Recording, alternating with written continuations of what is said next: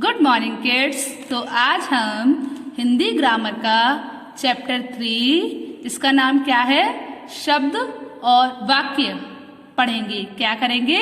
शब्द और वाक्य पढ़ेंगे। तो कल मैंने आपको इस चैप्टर में शब्द समझाए थे। क्या समझाए थे? शब्द। तो एक बार मुझे सब बच्चे शब्द की डेफिनेशन सुनाएं। क्या होती है? वर्णों के क्रमबद्ध समूह, वर्णों का क्रमबद्ध समूह जिसका कोई सार्थक अर्थ निकलता हो। वर्णों का क्रमबद्ध समूह जिसका कोई सार्थक अर्थ निकलता हो उसे हम शब्द कहते हैं। ठीक है, तो अब एक और क्वेश्चन पूछ रही हूं मैं, बताइए शब्द कितने प्रकार के होते हैं? शब्द 3 प्रकार के होते हैं। कौन कौन से? सार्थक शब्द, निरर्थक शब्द, ध्वनि वाले शब्द। चलिए तो आज हम आगे बढ़े। तो आज हम आपको वाक्य सिखाएंगे। क्या सिखाएंगे? वाक्य। वाक्य को इंग्लिश में बोलते हैं सेंटेंस। क्या बोलते हैं अंग्रेजी में? वाक्य को अंग्रेजी में क्या बोलते हैं? सेंटेंस। तो सेंटेंस क्या होता है? जैसे शब्दों में शब्द बनाने के लिए हमको क्या करना होता है? 2 या 2 से अधिक वर्ण लेने होते हैं। जब हम 2 या 2 से अधिक वर्ण लेते हैं तो शब्द बनता है। ऐसे ही जब हम 2 या 2 से अधिक शब्द लेते हैं, क्या करते हैं? 2 या 2 से अधिक शब्द लेते हैं और उनका मेल करते हैं तो वाक्य बनता है। जब हम 2 या 2 से अधिक शब्दों का मेल करते हैं तो उनसे क्या बनता है? वाक्य बनते हैं। चलिए अब पढ़ते हैं। 2 या 2 से अधिक सार्थक शब्दों के मेल से वाक्य बनते हैं। 2 या 2 से अधिक सार्थक शब्दों के मेल से वाक्य बनते हैं। जैसे यह कितना सुंदर घर है। तो देखिए यह एक शब्द, कितना एक शब्द, सुंदर एक शब्द, घर एक शब्द और है एक शब्द। तो जब हमने 5 शब्दों को यहाँ पे मिलाया तब क्या बना? एक वाक्य बना। क्या वाक्य बना? यह एक कितना सुंदर घर है। यह कितना सुंदर घर है। चलिए सेकंड सेंटेंस देखिए। ऐसे ही वर्षा बहुत तेज हो रही है। इस बच्चे को बारिश हो रही है ना, तो क्या हो रही है? वर्षा बहुत तेज हो रही है। चलिए अब आगे के सेंटेंस भी देखते हैं। तो 3rd नंबर पे जो सेंटेंस लिखा हुआ है वो नीलम चॉकलेट खा रही है। जो ये लड़की है इसका नाम क्या है? नीलम। जो क्या कर रही है? चॉकलेट खा रही है। चलिए 3rd क्या है? 4th क्या है? कौआ डाल पर बैठा है। डाल पर कौआ बैठा है। ये डाल है और इस पर कौन बैठा है? कौआ बैठा है। चलिए तो आपको समझ आया? जब हम 2 या 2 से अधिक सार्थक शब्दों का मेल करते हैं, किसका? शब्दों का, तो क्या बनता है? वाक्य बनता है। चलिए अब आगे पढ़ते हैं। ऊपर लिखे वाक्यों को पढ़ने पर इनका अर्थ समझ में आ रहा है।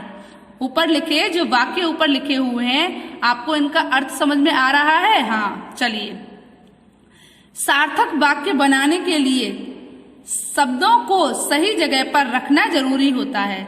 अगर हमको कोई सही वाक्य बनाना है तो उसके लिए शब्दों को सही जगह पर रखना जरूरी होता है। जैसे अब ये सेंटेंस था नीलम चॉकलेट खा रही है। अब मैं ऐसे लिख दूं, चॉकलेट कर देखें। अगर हम इसको ऐसे लिख कर देखें, चॉकलेट खा नीलम रही है, तो अच्छा लग रहा है? चॉकलेट खा नीलम रही है, ऐसे तो नहीं होगा। कितना गंदा लग रहा है, अटपटा लग रहा है ना। तो चॉकलेट खा नीलम रही है, ऐसे कभी हम बोलेंगे? अगर घर पे भी मम्मी कोई चीज बनाएंगे तो हम ऐसे बोलेंगे, मम्मी चॉकलेट खा नीलम रही है। अगर हमको किसी को चीज देनी होगी तो हम ऐसे बोलेंगे। अगर मम्मी ने हमको खाना दिया तो हम बोलेंगे, मम्मी खा नहीं रही मैं नहीं रही हूँ खा। ऐसे तो नहीं बोलेंगे हम। क्या बोलेंगे हम? मम्मी मैं खा नहीं रही हूँ, यही तो बोलोगे। तो अब मैंने बोला मम्मी मैं नहीं खा रही हूँ, मैं नहीं रही हूँ खा। अच्छा नहीं लग रहा ना। तो शब्दों को सही जगह पर रखना बहुत जरूरी होता है एक सेंटेंस को बनाने के लिए।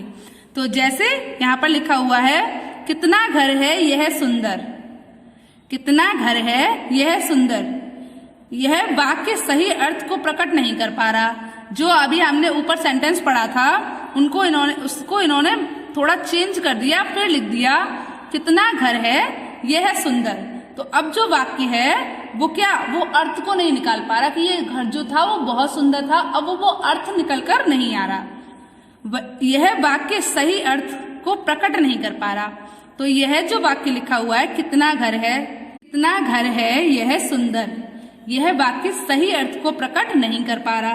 तो अब इन्होंने जो सेंटेंस लिखा है उससे आपको पूरी बात सही से समझ में नहीं आ रही है और वो अपने आप को सही तरीके से दिखा भी नहीं पा रहा, प्रकट भी नहीं कर पा रहा। चलिए अब इन शब्दों को सही क्रम से लिखते हैं तो वाक्य क्या बनता है। अब हम ये जो हमने शब्द गलत अभी कर दिए थे, आगे पीछे कर दिए थे, अब उनको हम सही क्रम में लगाते हैं और देखते हैं सेंटेंस क्या बनता है। यह कितना सुंदर घर है, यह कितना सुंदर घर है। अब आप बताइए, अब आपको पता चल रहा है क्या कह रहे हैं कि ये जो घर है वो कितना सुंदर है। अब हमको इसका अर्थ समझ में आ रहा है। इस वाक्य का अर्थ समझ में आ गया, इस वाक्य का अर्थ समझ में आ गया कि इसमें घर के सुंदर होने की बात कही जा रही है। जब हमने इस सेंटेंस को सही से लिखा, जब हमने इस वाक्य को सही से लिखा तो हमें क्या पता चला कि यह घर कितना सुंदर है, इस बारे में बात चल रही है। इस घर की सुंदरता को बताने के लिए ये बात हो रही है। समझ आया? चलिए अब आगे चलते हैं। याद रखें, ये क्या है? याद रखें। अब हम आपको ये पढ़ाते हैं जिससे आपको इस चैप्टर में हमने जो भी पढ़ा है उसमें हमें क्या क्या याद रखने वाली चीजें हैं वो यहाँ पे लिखी हुई है। सार्थक शब्दों के मेल से वाक्य बनता है। क्या होता है? जब हम सार्थक शब्दों का मेल करते हैं तो उससे क्या बनता है? वाक्य बनता है। वाक्य बनाने के लिए शब्दों का सही जगह पर रखना आवश्यक है। अब हमको अगर हमें कोई वाक्य बनाना है तो उसके लिए शब्दों को सही स्थान पर रखना बहुत जरूरी है, उनके सही जगह पर रखना बहुत जरूरी है।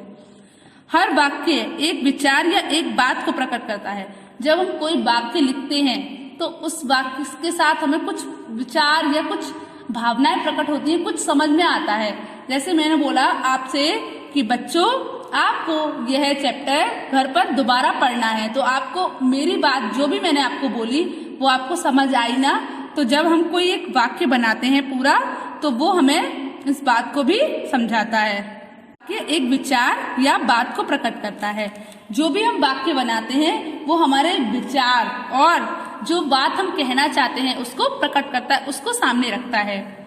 वाक्य को पढ़ने से पूरी तरह यह स्पष्ट हो जाता है, वाक्य को पढ़ने से अर्थ पूरी तरह साफ हो जाता है। वाक्य को पढ़ने से क्या होता है? जो अर्थ होता है वो हमें पूरी तरह पता चल जाता है, साफ हो जाता है। समझ आया? चलिए अब आगे चलते हैं। वाक्य के अंग, इसको इंग्लिश में हम क्या बोलते हैं? Parts of sentence. Parts of sentence, वाक्य के अंग। तो वाक्य के कितने अंग होते हैं? वाक्य के 2 अंग होते हैं, उद्देश्य, विधेय। क्या होता है? उद्देश्य, विधेय। वाक्य के 2 अंग होते हैं जिसको हम पहला जो नाम है वो क्या है? उद्देश्य, और जो दूसरा नाम है वो है विधेय। चलिए पढ़ते हैं।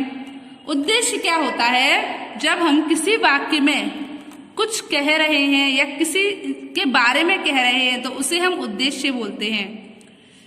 और विधेय वो होता है वाक्य में जिसके बारे में बात की जा रही है, वो विधेय होता है। और जो चलिए तो अब हम उद्देश्य पढ़ते हैं। वाक्य में जिसके बारे में कुछ कहा जाए, वाक्य में जिसके बारे में कुछ कहा जाए वह उद्देश्य होता है। वाक्य में हम जिसके बारे में बात करते हैं उसे हम क्या बोलते हैं? उद्देश्य। वाक्य में उद्देश्य के बारे में जो कहा जाए उसे विधेय बोलते हैं। और वाक्य में उद्देश्य जो हमारा सब्जेक्ट है उसके बारे में जो भी कहा जाए उसे हम विधेय बोलते हैं। ठीक है, नीचे दिए गए वाक्यों को ध्यान से पढ़िए। उद्देश्य क्या होता है कि वाक्य में जिसके बारे में कोई बात कही जाती है उसे हम उद्देश्य कहते हैं। और विधेय क्या होता है? वाक्य में जो उद्देश्य के बारे में कहा जाता है वो विधेय होता है। जैसे कि मैं आपको एक सेंटेंस का एग्जाम्पल देती हूँ और बताती हूँ। जैसे कि राहुल खेल रहा है, तो बात किसके बारे में कही जा रही है? राहुल के बारे में। तो राहुल जो है वो उद्देश्य है। अब राहुल क्या कर रहा है? राहुल के बारे में क्या बताया जा रहा है? कि वो खेल रहा है। तो खेल रहा है विधेय है। समझ आया? चलिए अब हम उद्देश्य पढ़ना स्टार्ट करते हैं। रमा पढ़ रही है, रमा पढ़ रही है। तो यहाँ पर क्या है? रमा क्या है? उद्देश्य, और पढ़ रही है विधेय।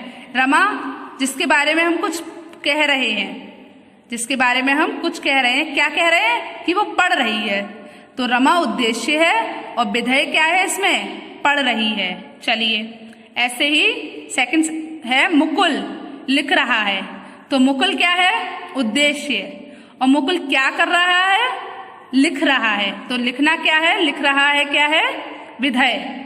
ऐसे ही थर्ड सेंटेंस देखते हैं, नीलम स्कूल जा रही है, तो नीलम क्या है बताइए, उद्देश्य। किसके बारे में कहा जा रहा है, नीलम के बारे में, तो नीलम क्या है, उद्देश्य। स्कूल जा रही है, स्कूल जाना क्या है, विधेय, स्कूल जा रही है क्या है, विधेय। चलिए अब हम आगे चलते हैं। उद्देश्य, यहाँ रमा, मुकुल और नीलम के बारे में कुछ कहा गया है। जो ये सेंटेंस हमने अभी पढ़े थे, यहाँ पर रमा, मुकुल और नीलम के बारे में कुछ कहा गया है। इन वाक्यों में रमा, मुकुल और नीलम क्या हैं, उद्देश्य हैं। दूसरे शब्दों में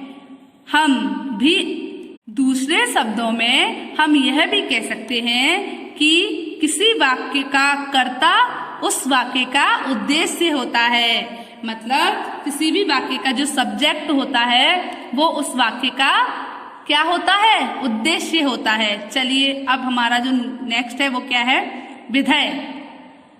उद्देश्य के द्वारा किया गया कार्य विधेय कहलाता है। उद्देश्य के द्वारा किया गया कार्य क्या कहलाता है, विधेय कहलाता है। जैसे रमा ने क्या किया था, पढ़ रही थी, तो पढ़ रही क्या हो गया, विधेय हो गया।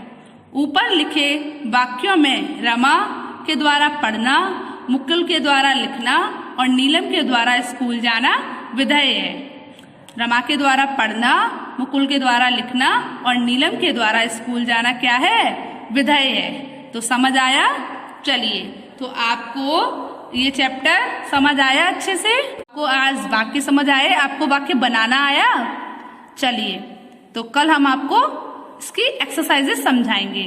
बाय।